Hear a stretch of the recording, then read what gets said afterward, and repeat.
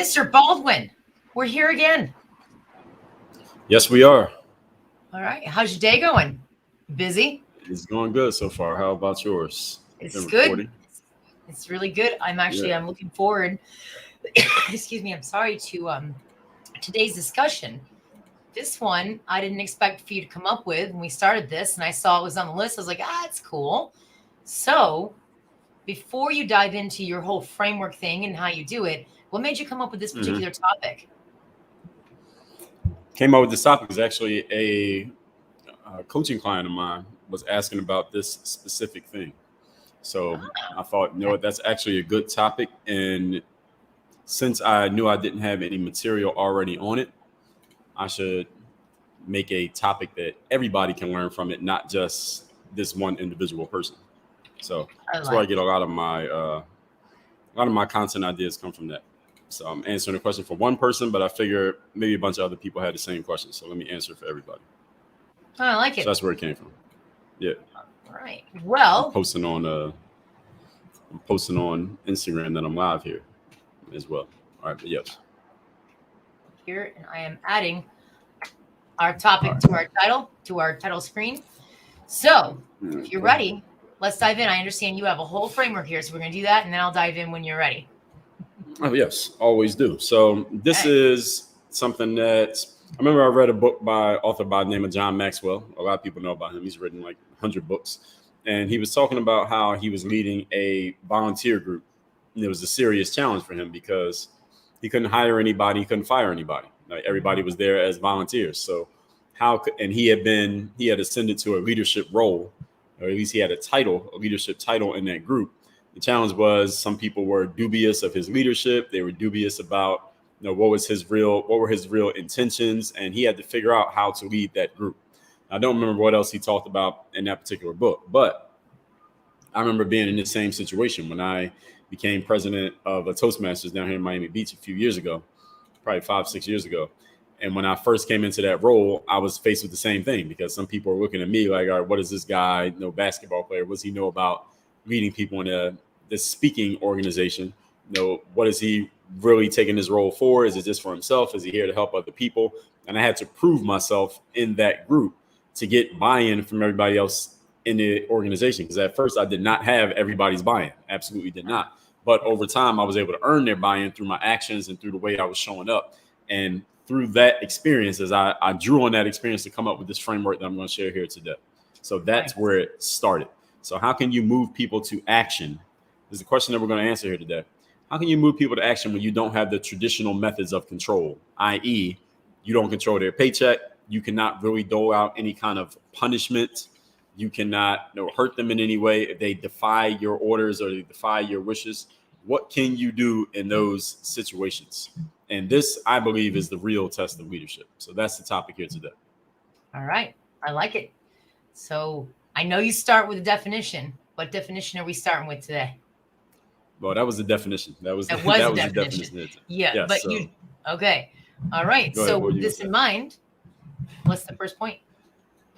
Yeah. So if you want a definition, I'll give you a definition of the word leadership. I did not necessarily think I was going to use that in my notes, but because I usually define words when there's like different ways of looking at it. Leadership, I think people have a pretty, I think we have a pretty uniform idea, but definition of leadership is the action of leading a group of people or an organization. I think most people agree with that. It's certain topics that you don't know if people quite understand the definition. That's when I define it. But leadership is one I usually don't have to do that. So anyway, first point, this right here, what we're talking about, leading people who don't have to listen to you. This is the height of real leadership.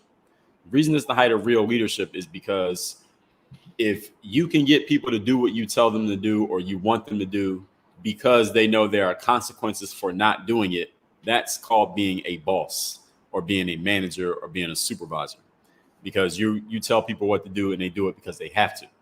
Leadership is when people do things and they follow your lead because they want to. And those are two completely different things. So the height of leadership is getting people to listen to you and go along with you when they have a choice to not listen to you and not go along with you.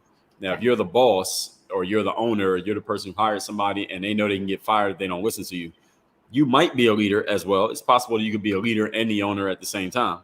But real leadership is when people are doing it voluntarily. And another thing about voluntary cooperation with people is that you will get the best out of people when they want to give to you, not when they have to give to you. And it's interesting, a good parallel to this that is not even all an all human example is I was listening to a Zig Ziglar tape.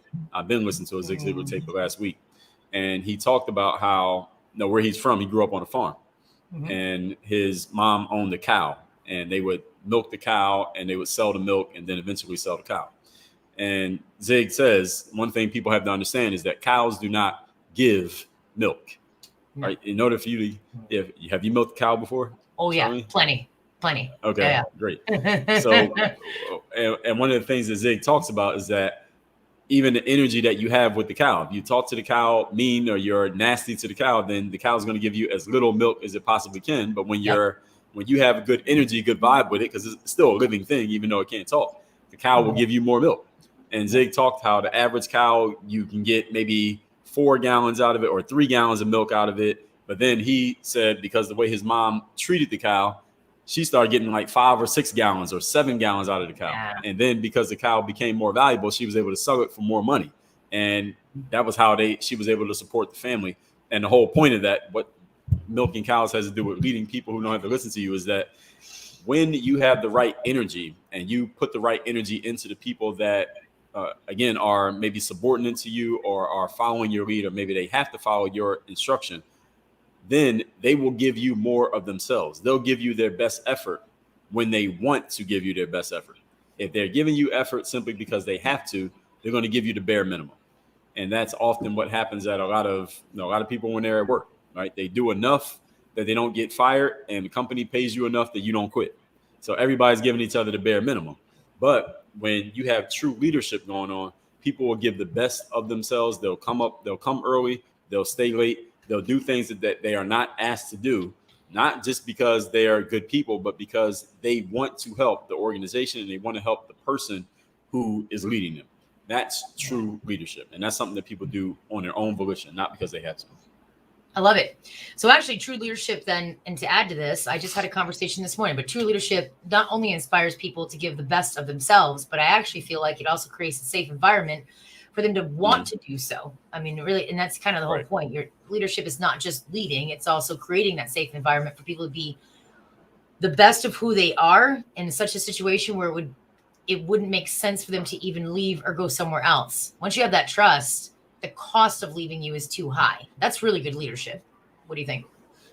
Right. When people want to stay around because they start to understand the value of having a good leader around, that even if, let's say, a different situation offers you more of a tangible thing, like maybe somebody offers you more money, or they say you don't have to work as many hours, or you'll be closer to home, or whatever it is that that new opportunity might be offering you, that's an improvement on the opportunity that you have. When people get to experience true leadership by someone who's a very powerful, charismatic leader, they will stick around for less money, maybe a situation that is not as good on whatever level, simply because they want to be around the right type of people. And that's especially in any type of voluntary type of situation. That's when you have a good leader, when volunteers are continually showing up and giving of themselves because they don't have to do it. And there's nothing that's moving them to do it. They're doing it because they want to. Yeah, I like that. This is actually really good timing. I had a conversation this morning with one of my own subordinates who works on my team in my business. She's a damn good artist. The fact that she even wanted to come on board was a joy for me to have her on board. But I made her a promise when she worked with me. I said, if you come on board and you work with me for 1 year, I guarantee you I'll give you everything I know about business, all the insides and outs, even leadership. I'll tell you everything I know, so that at the end of that year, if you want to, you could leave me. You could actually leave my business and go, and you could make a lot more money than what I'm paying you now. All I'm asking for is 1 year. She finally asked me today, because I've been staying true to that. We have a meeting tomorrow, and I'm going to start mentoring her and showing her everything. She finally said today, why would you do this? Because I'm not going to leave you. I'm happy. And I said, well, right now you don't really have a choice, do you? You could work for me or work for somebody else, but you need to work is the whole point. But if you could make more money elsewhere and then you stay with me, That's the choice. When I told her that today, she actually teared up. She got it. And it was one of those really nice moments actually that happened, that I realized not only am I being a good leader, I'm actually serving the person. I'm meeting her needs, and it worked out great. Right. Yeah. Right.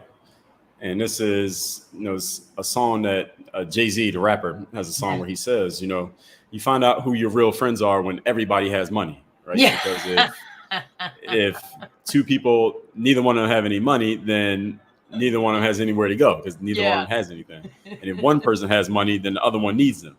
But when both of them have money, then you find out, do you really care about this person? Because you don't need them, they don't need you. And it's a metaphor for what we're talking about here, is that when you don't necessarily need that person, you can't make them stay, and they don't need you, and they can't make you, there's nothing you can do to keep them around. That's when you find out you have real leadership skills, because they stay around because they want to. I love it. So that Sorry, is that one tickled me. That is so true. That one absolutely tickled me. It's a great line. All right. What's your next thought there, Dre? I'll try to compose myself. And still on point number one, it's also, if you just think about any of us, when you're in a situation where maybe things aren't working in your favor, things aren't working so well for you, who stays around? Who keeps standing by your side? Who keeps working with you, even though things aren't working in your favor right now? That is again, metaphorically, it's parallel to how strong is your leadership. Because if you have a strong connection with people, even when you're not doing so great, they'll still stand next to you. But if your connection with a person is weak, as soon as things aren't looking good, they're out of there, and they will go find greener pastures. And that's, again, it's a parallel to, just like with the milk and the cows, it's like the Jay-Z line. It's making sure that your connections with people are stronger than the tangible. It's stronger than how successful are you right now? How many followers do you have? How much money are you making? Can you control how much money I make? That's the human connection that you can build with other people. When your human connection skills are good, you can make mistakes. You can mess up. You can do things that will cause other people to criticize you, but they'll still stand behind you, even though you made that mistake, because of your strong leadership skills.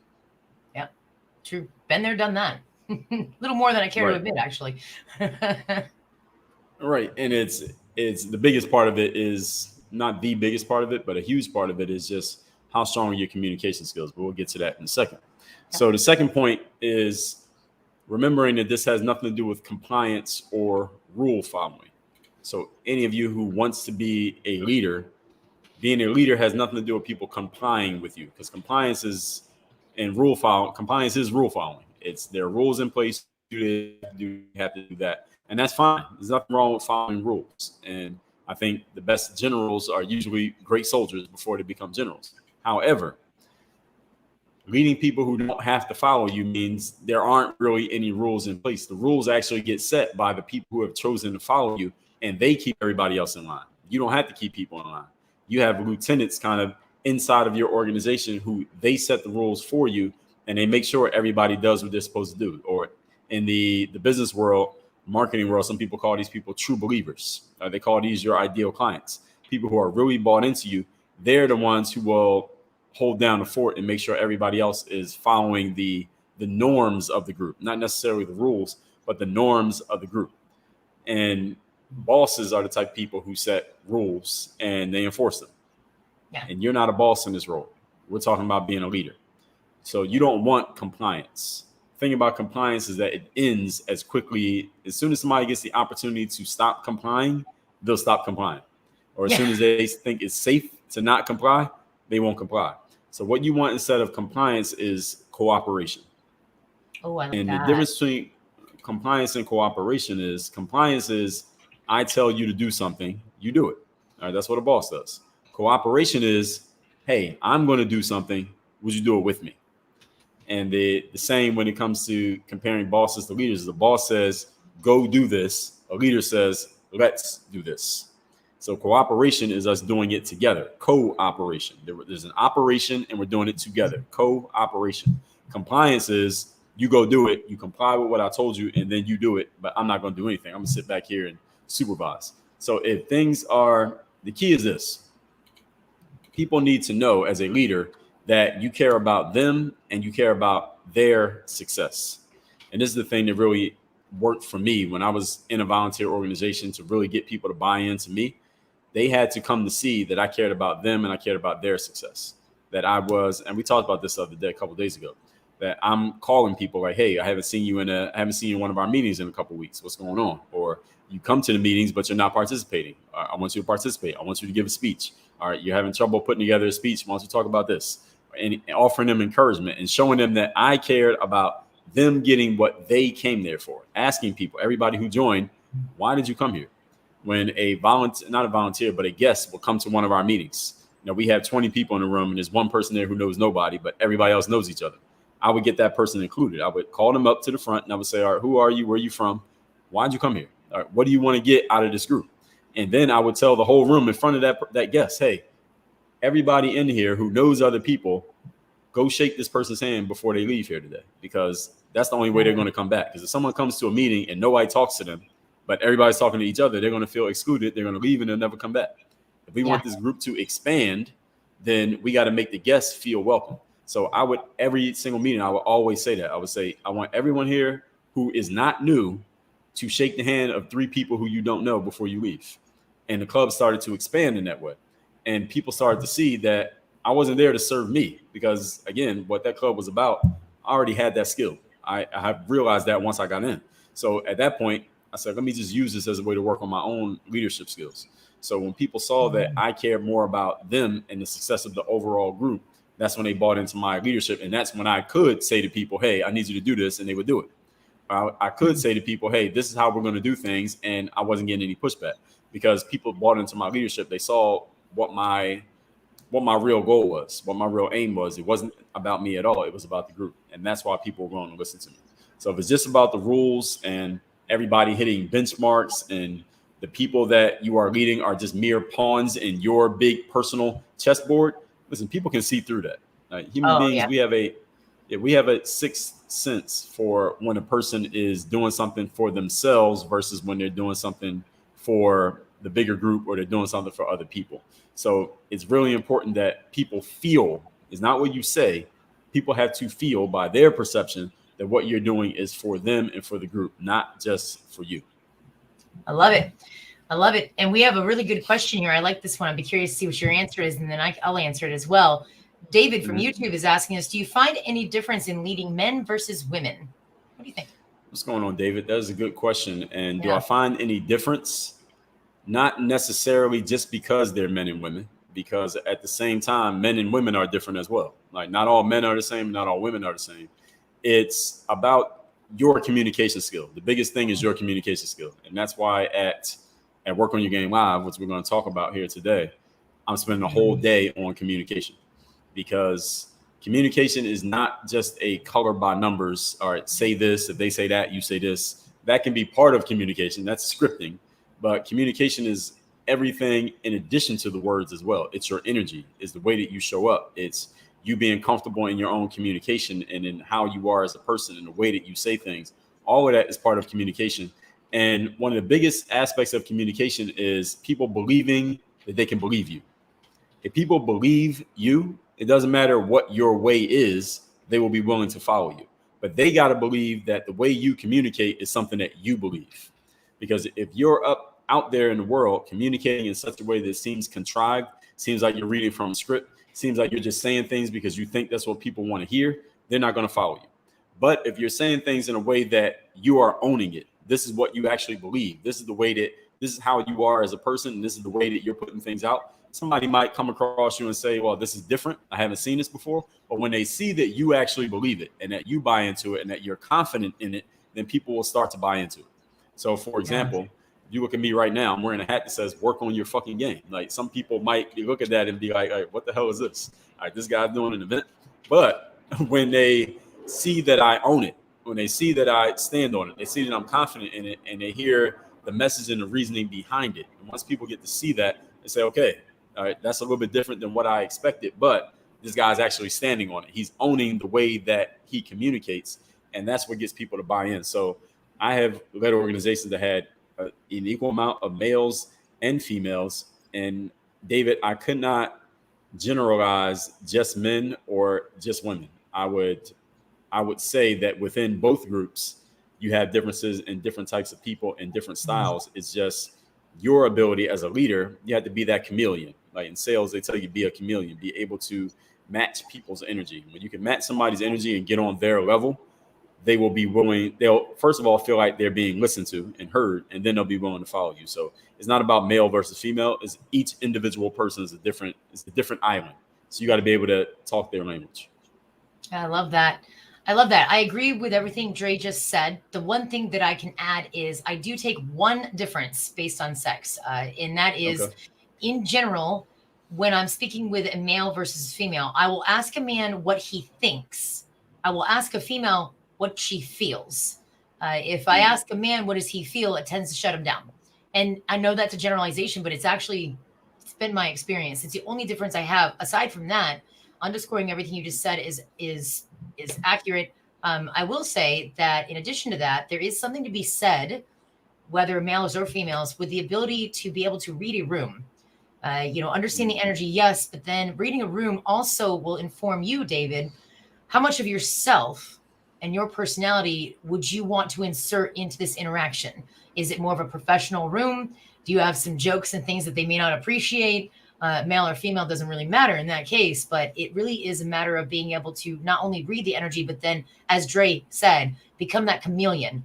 I like the tactic of mirroring, and that's a bona fide sales tactic. But even in general, if their body language is presenting to me as closed, if they have their arms crossed or they're sitting back, I will also have my arms crossed and sit back, because it subliminally allows this person to be more comfortable with you. And you're actually, even as a leader, following their lead. And it tends to build the trust a lot faster than simply just simplifying it male versus female. What do you think of that, Dre?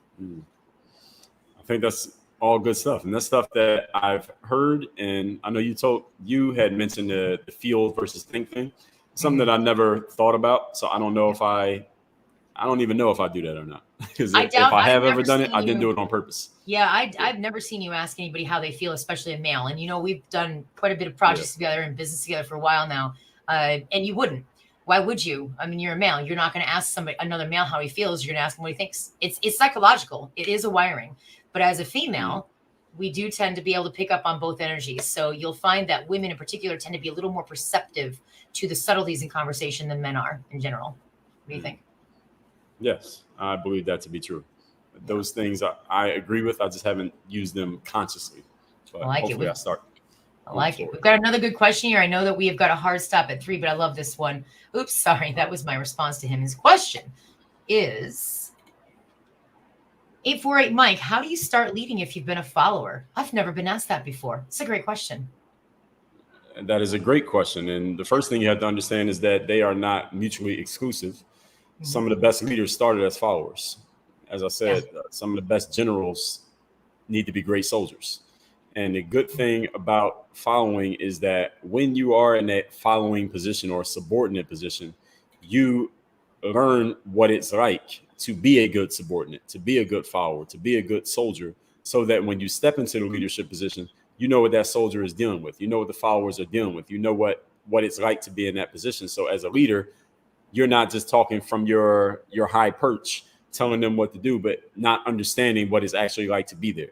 This is why what we talked about earlier this week, Charlene, about how the role players who play basketball, they're the guys who usually become the best coaches because they know what it feels like to be kind of in every area of a sports team. They know what it feels like to be the guy who doesn't play. They know what it feels like to be the star. They know what it feels like to be in the middle. Whereas the superstars don't know what it feels like to be anything other than a superstar. So it's hard for them to relate to other people. So if you've been a follower, you're in a great position to be a leader because you know what it feels like to be a follower. So you know what the followers need when you step into your leadership role. Mm-hmm. Now, to step into that leadership role and actually become a leader, it starts with your actions. All right, leadership is not about being an eloquent speaker, even though it absolutely helps.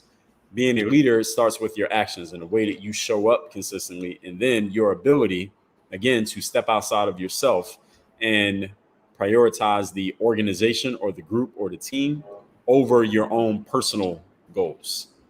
The good thing with that is when you prioritize the group over your own personal goals, you're going to hit your personal goals anyway. It's just that you put the team before yourself. So it's not necessarily that being a follower is a is actually not at all that being a follower is some type of bad thing on your path to being a leader. It's actually a great thing because you know exactly what the role entails. I love it. The only thing I can add to that is, as Dre said, it's not mutually exclusive. You know, whether you can be a follower or a leader. The one nice thing though is you do still have the opportunity to decide who do you want to lead.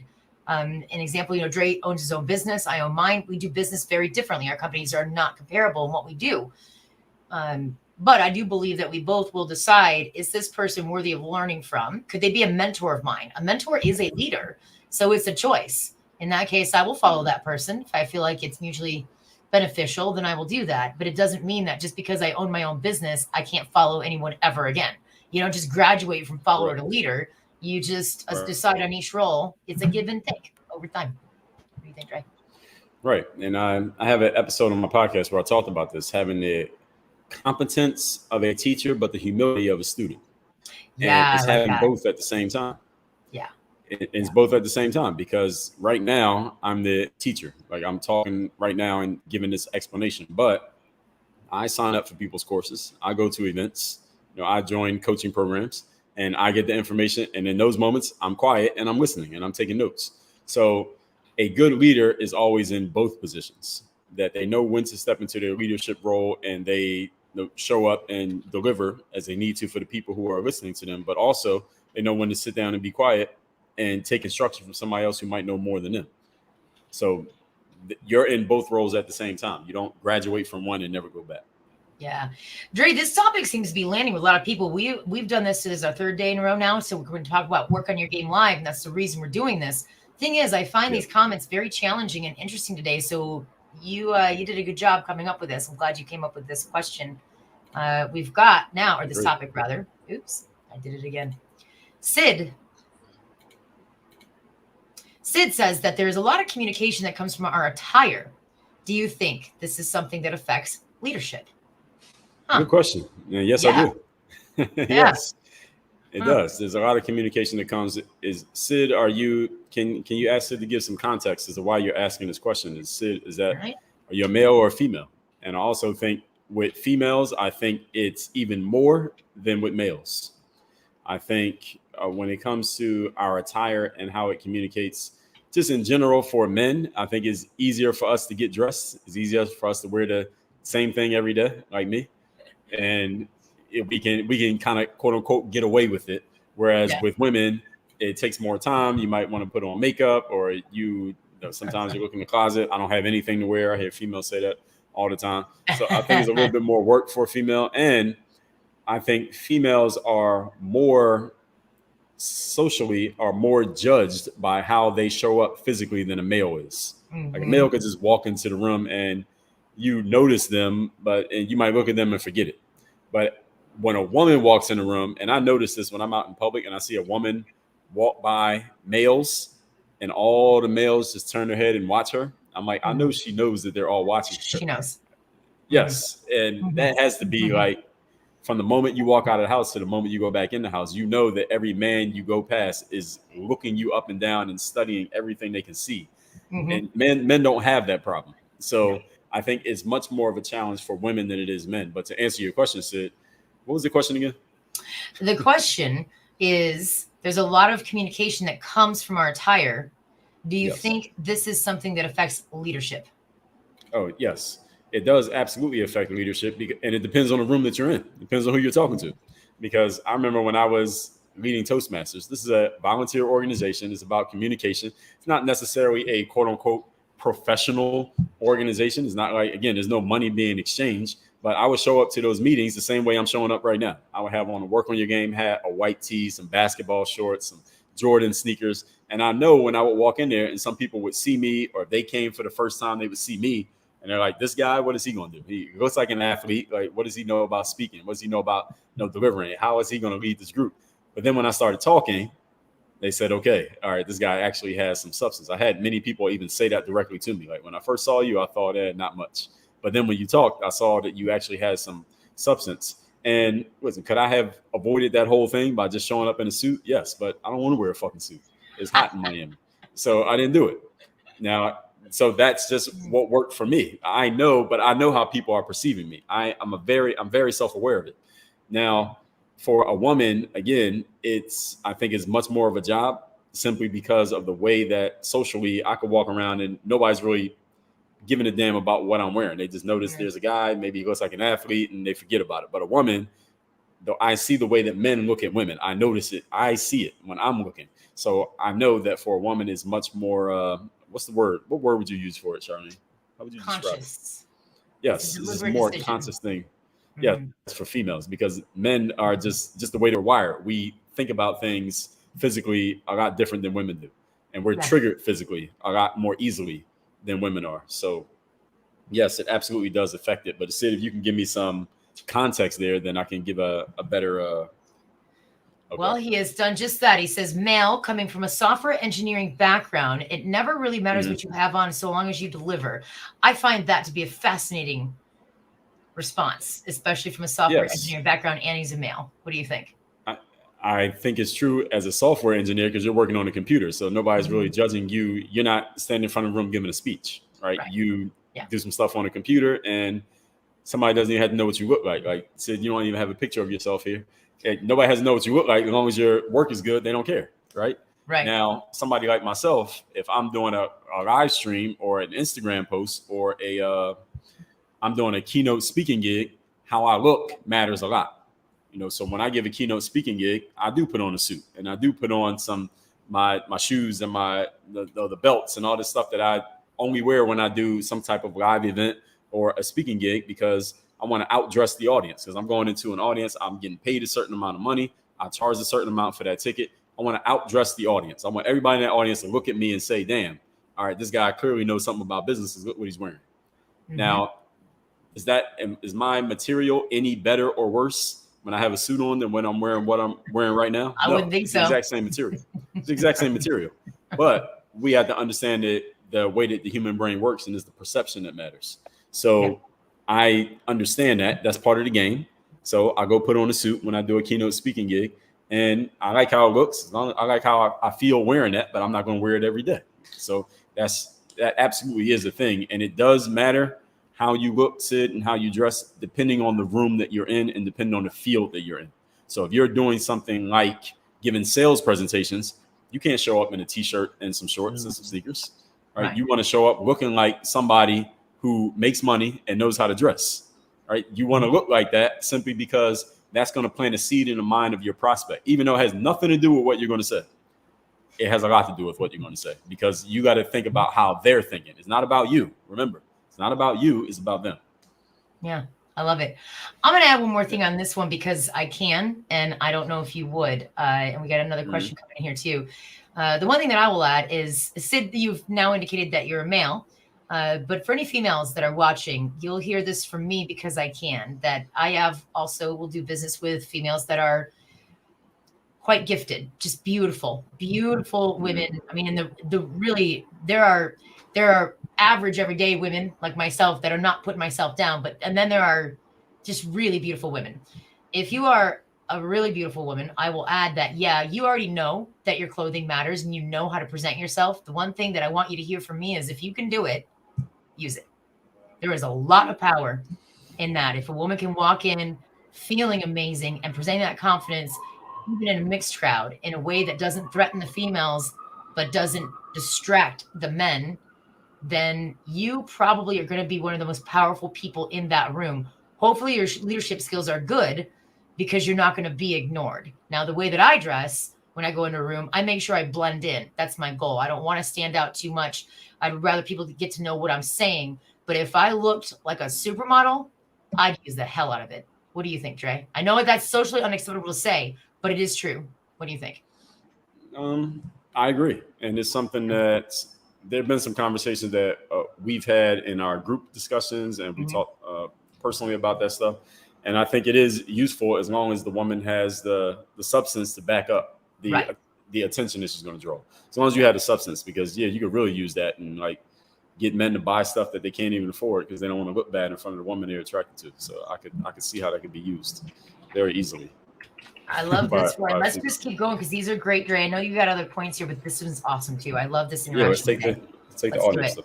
All right, David, as a leader, he says, you don't really have to run, you don't really have anyone to run to besides yourself. So, how do you deal with stretches of pressure, stress, and uncertainty without losing your cool and saying something you might regret? That's a good question, David. I wonder if Great you've been question, there, David. David. Well, David, here's what you do. And it's not necessarily you're going to run to anyone, but this is why coaches have coaches. Yeah.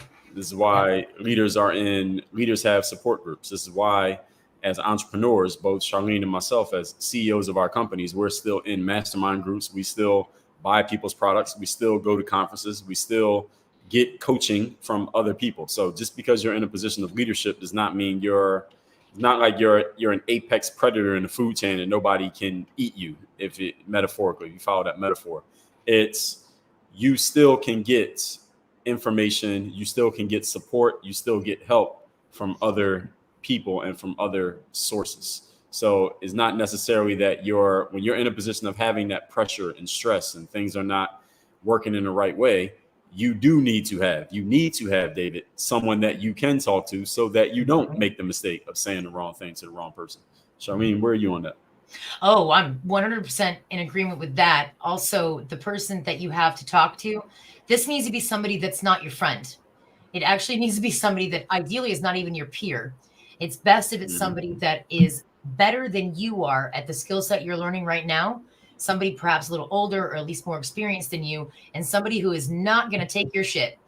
Somebody who's not afraid to come back and say, yeah, David, you were out of line on that one, and you know you were, and here's what you can do better next time. There is a specific type of person that can do that as a mentor, that you can hear it. It hurts a little bit when they're saying it, but you know they're right. And it still makes you want to learn from them. So that's the best kind of person. Without that, you are correct. It gets a little lonely at the top, and leadership is not a game for amateurs. What do you think, Jay? All right. And there's an episode of my podcast. Let me see if I can find that episode, and I'll tell you right now. Cool. It won't take me long. But episode number 1031 of the Work on Your Game podcast. The title is The Value of Not Friends in Your Life. The value of having those people who are not your friend. They're in your circle and they have your ear, but they don't need to be liked by you. They don't need to hang out with you, but they're the type of person who can tell you what you need to hear and not what you want to hear. You need those people around you.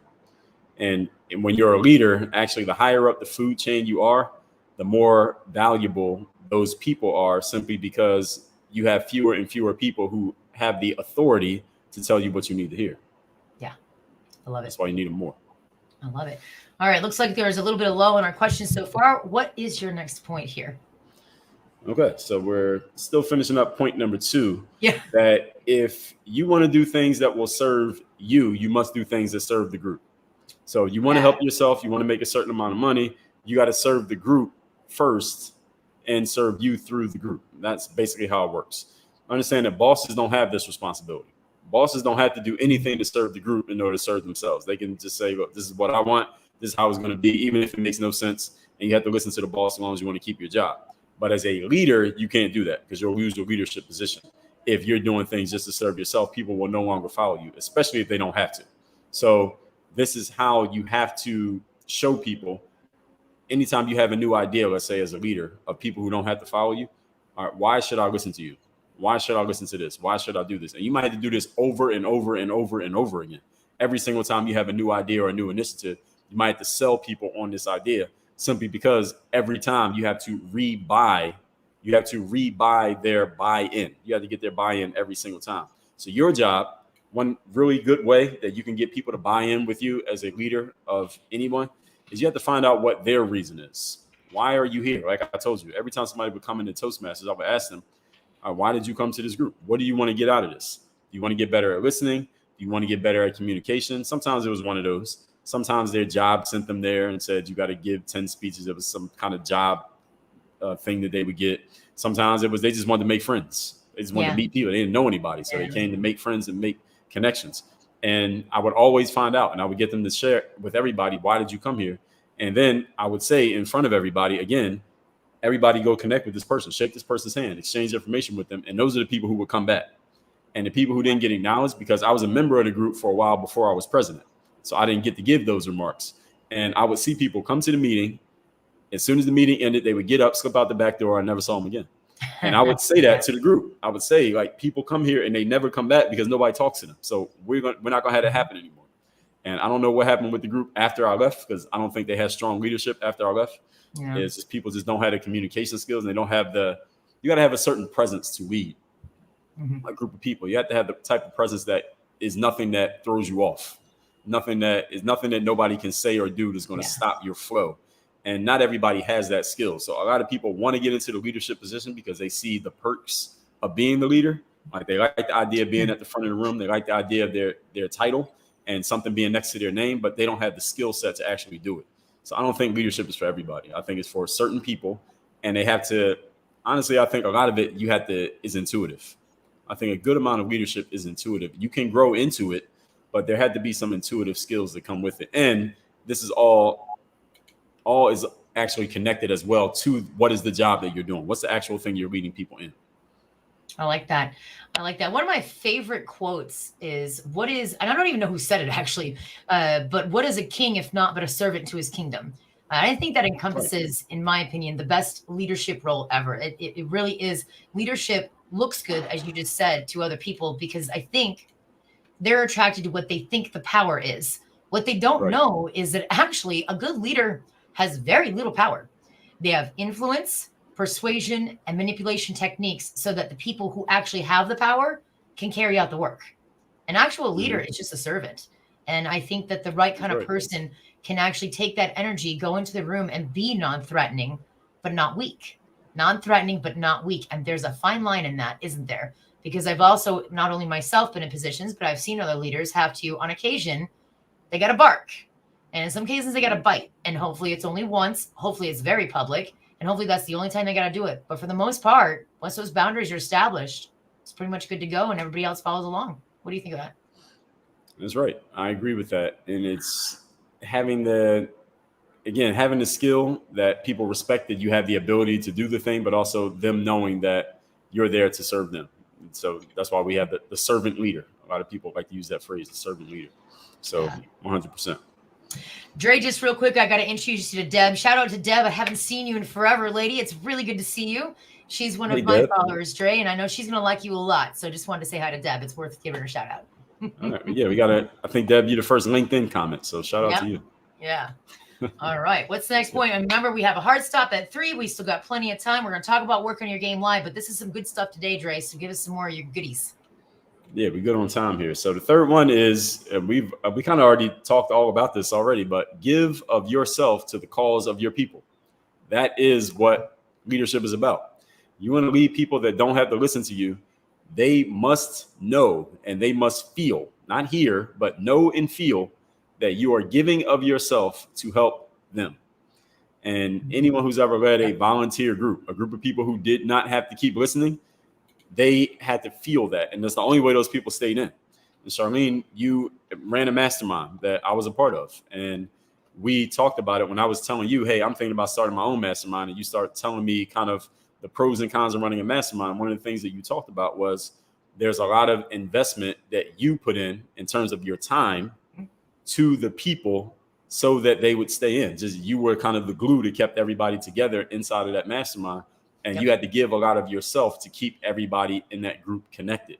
And that was something that, in my experience, being a leader of a volunteer group, that was exactly what I had to do. I had to show up early to those meetings. I had to stay late. I had to know everybody. I had to shake every hand. I had to make sure that people kept showing up to the meetings. I had to call people who weren't showing up. I had to make sure that things were running smoothly and point things out when they weren't being done right. I was giving of myself. And because I gave of myself so much, people respected that. And that's why they kept showing up. I was like the magnet that was keeping people coming. And that's why I said when I left, the group started to fall apart simply because the leadership that came in after me just was not strong leadership. The personality wasn't strong enough to keep people in. So it's a combination of things. And again, this is all contingent on what type of group you're leading. What type of people are you dealing with on how you can keep people together inside of any group, especially, again, when they don't have to follow you. So this third point is about investing your resources. In life, you have 5 resources: time, money, attention, energy, and focus. And money is probably the least one that you need to give of when you want to lead a group of people. Yeah. You have to give of your time a lot. a lot of energy, and a lot of attention. Those are the things that you have to give to get people in. Now, once you get people to buy in, now some of them will go off their own energy. They'll keep coming because they got the buy-in. But all those people on the fringes, you got to keep giving your time, energy, and attention to them to keep them from falling off the map, because they will just fall off the map. And you won't know what even happened with them. It's simply because they're not deep enough in that they'll go off their own energy. So remember that time is money when it comes to showing people that you care. And this is an example that I always give. There was a song that Jennifer Lopez had back in the day. You remember the song, Charlene? It's called "Love Don't Cost a Thing." Remember that song? Yep. It was a really popular record, probably about 20 years ago. And I remember the video for the song. That's what I remember. Was on the video, J-Lo is like at some really nice house, and she gets a phone call, and she's opening up a gift bag. And in the gift bag is this beautiful diamond bracelet. And she answers the phone. And she's like, "Hey, hello, where are you?" Sounds like she's talking to a guy, like her love interest. And she's like, "Oh, you're going to be away another night?" And then she says, and you can see she's kind of dejected that this person's going to be away. Then she says, "Oh yeah, I got the bracelet. It's a beautiful bracelet." And then she says, "I really wish you were here, because the last thing I need is another diamond bracelet." And then she goes on and sings the song. And the whole song is "Love Don't Cost a Thing." It's like, I don't want your jewelry. I want your presence. Exactly. Any of you who's grown up with a parent who was absent, all right, did you like the fact that your parent sent money, or would you rather your parent have actually been in the house? All right. So it's any of you who has in a relationship with a person who's always working. Do you want the money that they bring, or would you rather them not be at work so much and actually spend time with you?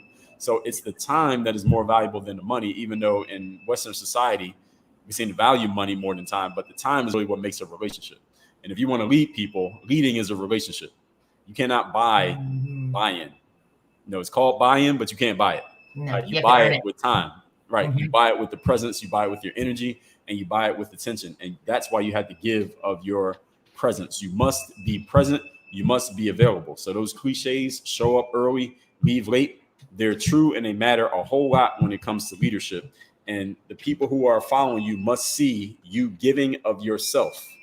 And that's what makes them buy into. When you give of yourself and they see you doing it, that's when they'll be willing to follow you. But if you're not giving of yourself, or they don't see you doing it, they're not going to be willing to follow you. So all those little things, and it's those little check-ins, like, "Hey, you weren't on the call last week. What's going on? Where are you? What's up?" Yeah. Right. Those little check-ins, those are the things those are the glue to a relationship. Any relationship, an intimate relationship, a parent-child relationship, a business relationship, a leadership relationship, is those little moments when you show somebody that you were thinking about them, that you care about them. Those are the things that keep a relationship going. Yeah, agreed completely. To add to that, one thing you were talking about your Toastmasters experience, and I thought about this also with the mastermind. I do find that good leadership means that people tend to come for you. Whoever the leader is, usually, a good leader is going to have also the ability to attract people. I don't know that you can teach that one. I think that one might be innate, and it depends on the energy. But once people are attracted to you, and this happens with me as well, even with the mastermind, I found that they were coming for me. They came in for me, then they stuck around a little for me. But you know what the best leadership is when they've come for you, but they stay for each other. That takes some serious investment and building relationships with each other and allowing yourself as a leader to actually make it to where you're completely irrelevant. When you start talking as a leader, if you can elevate this person and then connect them with each other, now they're getting more value out of that relationship than they got from you. That right there is a mark of a good leader. To me, a good leader should work themselves right out of their job. What do you think? I like that. And again, depending on the type of group that you build. And, Jim Collins, Good to Great. That's what he talked about in that book. Why? Because he wanted to study companies over a long period between different CEOs, because he didn't want just the superstar CEO who the company goes up while they're there, but as soon as they leave, the company falls back down. Right. Like, what company stays great even as different leaders come in? So the first leader might set the stage, but it stays like that as that company moves on. So that is a good example. Yeah, very cool. Yeah. All right, Joy, we've got 11 minutes. I just want to take a quick second, and I keep flashing it up, guys. I really want to get to the rest of this content if we have any, but go to Work on Your Game live. And this is really important today because Dre's going to spend the whole second day on just this alone. It's really worth it. The last time we did a live event in Miami, the people walked away with actual tangible results that they applied to their life. This is not a bullshit motivational speaking event. I know this because I would attach my name to it if it was. This is actual step-by-step action plan. Dre doesn't screw around. And if you like it today, if you're listening today, and those, especially those you asking the questions, if you think this is good, get to that event. You will not regret it. But while they're thinking about that, today's the last day to get your ticket, by the way, for those who are listening. Yep. Last day is today, Wednesday, December 15th, 11:59 p.m. Yeah, and that's not false scarcity, guys. Dre gave me permission to be the one running that, and I don't joke around with that. Dre's content is good enough, well, damn good actually, that when I say today's last day and he says last day, we mean it. There are no exceptions. So today or you're out. Be in the room or out. No recordings. Correct. All right, what you got, Dre? All right, so that is, I went through all the points here. So really what we're going to talk about here is we'll take questions and we'll talk about Work on Your Game live. Perfect. All right. So questions and comments will be featured live as they have been as long as they're on topic. Today we did a great job staying on topic. So just flashing this one more time. Questions, comments about today's topic will be up here as soon as I see them. We've got 9 more minutes. So in the meantime, oh, actually, before we do this, okay, I see it now. We have some, that one's hard to answer, Matea, but let's give it a shot. Matea wants to know, what would you consider as a perfect example of a leader? A perfect example? I don't think there's a such thing. It's like, yes, it was a perfect example of a person. Yeah. I don't think there is a perfect example. I think leadership is based on the environment that you're in, the people that you're leading, and what is the outcome that you're looking to achieve. And that can change moment by moment, even within the same group. Because what leads a group in 2021, you might need different tactics to lead that same group in 2025, because now they've heard you for the last 4 years. So you can't do the same thing you did back then. So I don't think there is a perfect example. Yeah, I think it's more important to actually have the ability to, back to that chameleon thing. It doesn't matter what group you're in if you're leading. What does matter is I'm a good leader for my business. Why wouldn't I be? It's my business. But I would not be a good leader as a coach on a basketball team. Two very different contexts. It wouldn't work. My leadership style would not work for an athlete, I don't think. What do you think, Dre? Right. I agree. And it's also the culture that you set. Yeah. Because each person, you set a certain culture. As the leader, you set a certain culture within the group. So certain types of people that you want in that group. But those people grow. Human beings change. Year by year, people are different. So the person that you were leading 2 years ago is not the same person now. Right? They've grown, they've changed, they've got different experiences, as do you. And they've heard a lot of the stuff that you said before. So you can't use the same stuff forever. That's right. Alex has a good question. He says, coming from a basketball context, how do you deal / communicate with a teammate that no longer trusts one another due to lack of performance? Okay, so teammates don't trust one another due to a lack of performance. Well, if a teammate's not performing, then they're not performing. I mean, you can't, like if me and you are on teams, Alex, and I know you can't make a layup, right? Nothing you say is going to make me trust you to pass you the ball because I know you're going to miss the layup, right? So you do have to actually perform. Let's remember what this is. This is a performance-based business. All right, everything that we do, you do have to be able to perform. You can't perform, then you shouldn't be out there in whatever the job happens to be.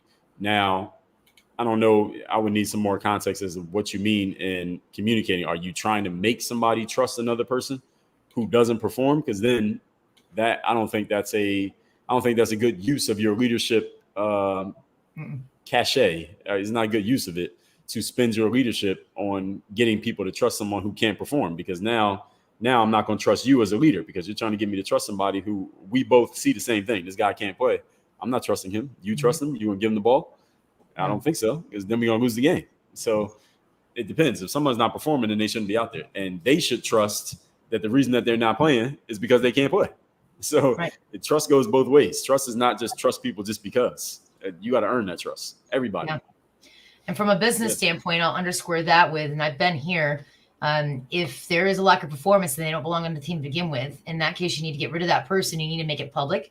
You need to allow the team to see it because they got to know that that this person's not performing and you have the backs of the people who are. At some point, leadership can get a little ugly too. If it's not working, they got to go.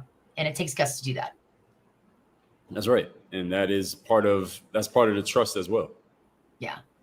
OG Emotion says, what actions would you take as the leader once your energy is depleted? Good question. All right, get your energy back. Yeah. Because you're a leader. Self-care.